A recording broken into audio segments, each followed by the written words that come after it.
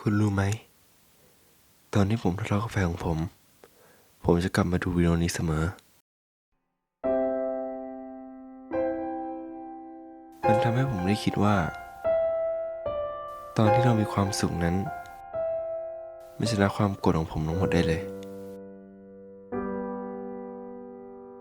และการทะเลาะกันครั้งนี้มาจะเป็นความห่วงใยที่เราไม่เข้าใจเขาหรือเปล่า